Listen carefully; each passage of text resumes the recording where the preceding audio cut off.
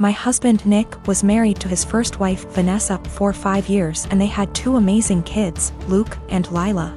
Sadly, Vanessa died in an accident 11 years ago when the kids were very young. I started dating Nick 8 years ago, and we started off very slowly for obvious reasons. Nick has always been a little more distant than anyone I'd ever been with. But he and the kids lost Vanessa so young that I understood it. After 3 years of dating, Nick asked me to marry him and I moved in. I've always had a really great relationship with Luke and Lila, and they were happy for me to marry their dad. I had wanted an actual wedding, nothing big. But Nick really didn't want one, so we got married at the courthouse with just Luke and Lila present. We had a really fast engagement, but it worked for all of us. I have loved being Luke and Lila's stepmom and officially adopted them after I found out I was pregnant with our son, Casey. The kids have been so great with Casey and help out so much. Nick was wonderful during the pregnancy and had always been a really loving dad and husband. But Nick has been pulling away a lot the last few months. He's been even more distant than usual and working late nights and going away with friends almost every weekend. I've tried talking to him, but he's been impatient with both me and the kids. I found out I was pregnant in June and am now 21 weeks pregnant with a girl. The kids are excited to have a little sister, but Nick just seems so indifferent to everything and everyone. He's been missing soccer games, Lila's birthday, doctor's appointments, etc. Casey is too young to notice, but Luke and Lila are so hurt by their dad's absence. These kids are so good and they lost their mom so young, and I'm infuriated that Nick is ignoring the kids like this. Last week, I finally sat Nick down and told him that he needs to stop disappearing and be more present in our lives. We're going to have another child soon, and before we know it, Luke and Lila will be grown up and going to college. After an hour of arguing, he screamed at me that he wished Vanessa was still alive and that I had switched places with her and died instead. He also threw in some awful comments that I need to stop pretending I'm Luke and Lila's real mom and that I'm only half the mom Vanessa was. The final straw was him saying that he never even wanted any kids with me, but did it so I'd keep busy and leave him alone. I'm so beyond hurt right now. I know I'm just his second choice. But I've always tried to honor Vanessa and tell Luke and Lila how lucky they were to have her as their mom. I love all of our kids more than anything, and I'm just so heartbroken. Nick barely pays attention to Casey now and doesn't even acknowledge the pregnancy. He somewhat apologized this weekend and took all 3 kids to lunch, but he won't even look me in the eye. He seems like he wants to talk, but he doesn't say anything, and I'm too upset to even be near him. I'm not sure where to go from here. Honestly, I can't even be around Nick right now, and if there weren't any kids involved, I'd leave and never look back. I'm not sure if he's cheating or the thought of a 4th child is stressing him out. But I'm devastated and not sure how or why I should save this marriage, besides doing it for the kids. I'm 15 years old. I have a stepsister who is a couple years older than me, and she is really seriously disabled. I'm not sure what's wrong with her because no one ever wants to discuss it with me, but she's nonverbal, breaks her bones a lot, and has severe epilepsy and will have many fitting episodes. She also doesn't understand stuff. That's probably the easiest way to put it. She's just a human body with nothing inside. She's my stepmom's daughter. My stepmom married my dad 3 years ago and they dated only for a year before that. I don't know my stepmom very well and I don't really get on with her. We are respectful to each other, but I'm basically living with strangers because she's so busy with her daughter and my dad. I am always on my own and I used to hate it, but I'm used to it now. Ever since they moved in to live with us, life changed drastically for me because all the care now revolves around my stepsister. That's fine, I get it. But both my stepmom and my dad ask me to do things for my stepsister that I don't want to do and I resent doing. Stuff like staying home when I want to go to the mall with my friends. They're disappointed that I don't get her anything for her birthday with my very limited funds, etc. My own mom passed away when I was small, so I can't go and stay anywhere else, and all in all I'm just a lot more angry than I used to be, because they seem really disappointed whenever I say I don't want to do anything for her. Even stuff like feeding her, like I don't want to sit there feeding her banana pudding and wiping her drool. I didn't ask for this. Anyway, she recently fell a few days ago and had a seizure for 8 minutes. She was taken to hospital and the doctors want to keep her in and look after her. I don't want to go and visit her. I remember seeing my mom in hospital before she died, and I just hate hospitals, and I sort of hate my stepsister, and I just don't want to go and visit someone who doesn't even know I'm there. My stepmom is really upset with me, and so is my dad. They haven't yelled at me or anything, but they are both being super cold towards me because I don't want to visit.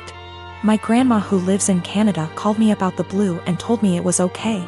And I don't need to force myself to go to the hospital, so I'm assuming my dad has told her I'm refusing to go. He keeps pleading with me, but I keep telling him I'm not doing it. I told him hospitals remind me of mom, and he got even more upset and said my stepsister might die and I need to stop being so selfish towards my stepmom. I sustained very bad injuries to my face this month. I'm in the stage of healing when the scar tissue has formed, but it's still very tender, new skin. I'm going to have very obvious facial scarring for the rest of my life. The injury starts about an inch above my hairline, goes down over my brow so that on part, hair will not grow. It continues down my cheek where it is deepest. I'll always probably have an indentation in the fullest part of my cheek. Then it continues to my jawline. In some ways it's okay. I'm happy it's just cosmetic damage.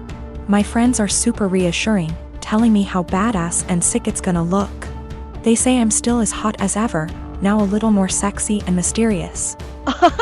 But in some ways it really sucks. I know that I'm always gonna be seen first as the girl with a scar. And it feels especially bad when people look at me differently. This week, I had to fly home for a family thing. It was a plan I'd made long before my injury. I wasn't really looking forward to the pity or people making a big deal of it. I'd rather it not be acknowledged. I'd also met with my dermatologist, who said that I was at the stage of scar tissue formation, that I no longer should be dressing the wounds. The skin was healing, and instead I needed to be applying topical cream and Vaseline to keep the site clean and moist. It also looks a bit ugly. The building scar tissue is very red and tender, and with the Vaseline over it, looks slick and shiny. So I get on this flight, I have the window seat, and I put on my headphones and drift off to sleep when the plane is still boarding. I wake up to this kid, maybe 4 years old, sat next to me, throwing a tantrum. I didn't catch the first part of it, and I honestly couldn't understand what he was yelling about. His father said to me, "Can you cover that injury?" I said that my dermatologist recommends I don't, so no, I don't think I will. He started snapping at me saying, "There is no need to be so rude. That injury is graphic and it's scaring my little one." I said, "This is my face. The only damn face I've got. It sucks being told I'm so ugly I can't show my goddamn face in public." He started to backtrack saying, "Just until it's healed," and I said, "It'll always be with me. Maybe teach some compassion and respect instead of telling a girl half your damn age what you think about her face. That's rude." He actually got up after that and I think went to a stewardess about a seat change because a young couple came to sit next to me on a few minutes instead. I've gotta admit I felt so low that I put on my sunglasses and had a quiet cry for a few minutes. My partner and I have been in a relationship for 5 years, living together for 4. Recently my partner came home having had a short meeting with a financial advisor, and was really eager to talk about our financial future, WRT savings goals, life plans, timelines for saving up a deposit for a house, etc. This is a conversation I've been trying to have for years with him, so you'd think great, right? I should be really happy we're finally there. But I'm not. Talking about us going for a meeting with a financial advisor and starting to build towards our future together has given me really cold feet about the relationship. I think part of it is why now? I've been trying to talk to him about this for a really long time. With renewed efforts at the start of this year when I landed my first full-time salaried position and was working out my budget / personal savings goals. Just 4 months ago he wouldn't have a conversation about it. But now that the financial advisor has said the same things, it's obviously something we should be doing and I should just jump on board with? I think if the advice was particularly different to what I'm already planning, I'd be less annoyed. But the advice is the same. There's a certain type of savings account you can start in the UK specifically for saving up for a house. And I've been talking about planning to open one once I'm full-time employed for literally 3 years. And he brought it up like this new, novel idea I'd never heard of. It makes me wonder if he's ever listened to anything I've ever said. He's always been more frightened of commitment / taking the next step. And I've driven that for the majority of our relationship. Become official / exclusive? I pushed for it. Move in together? I pushed for it. Start a joint account for household costs? Me move into a bigger place and buy our own furniture? My call. And every step of the way he's against it, and I have to convince him why it's the right decision. I've tried to have this financial future talk for a long time, and also the talk about mapping out what our future plans are together. But he's never wanted to have it. I guess I feel a lot of resentment that he's finally ready to talk about this because someone else has told him it's a good idea. It also brings up a lot of worries I've had about the future that might have been sitting under the surface for a while. Like the marriage and kids talk, I've always been clear about what I want, and he's always vaguely agreed with me. But trying to talk to him about time scales for it is like pulling teeth and always turns into an argument. It's not like I'm saying you have to propose now or I'm leaving or anything. It's literally just stuff like, ideally I'd like to be thinking about engagement and buying a house by 28, and married looking to have kids by 30. So he's literally got like half a decade. But we can't have that conversation because he shuts down / gets annoyed / feels pressured. And I have no idea what he wants from the future because he won't tell me. There's a lot of resentment in this post, and I feel the need to clarify that I love him. He's my best friend and our day-to-day life is a dream.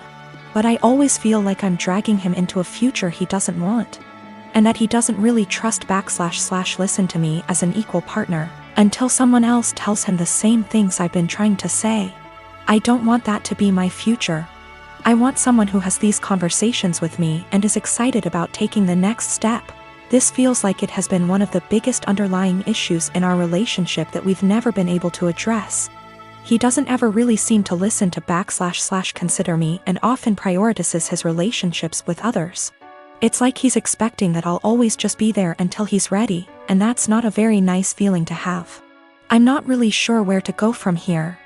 I guess my big question is, how do I move past this resentment into a productive conversation about goals / expectations? I would like to be excited that he's finally ready to take this step together, but I just feel annoyed and uncertain. I would also like to address the issues of not feeling like a priority once and for all, since previous attempts haven't been successful. So I suppose my other question is, how do I make our communication better so that we can actually talk about these things and come up with a plan to fix them?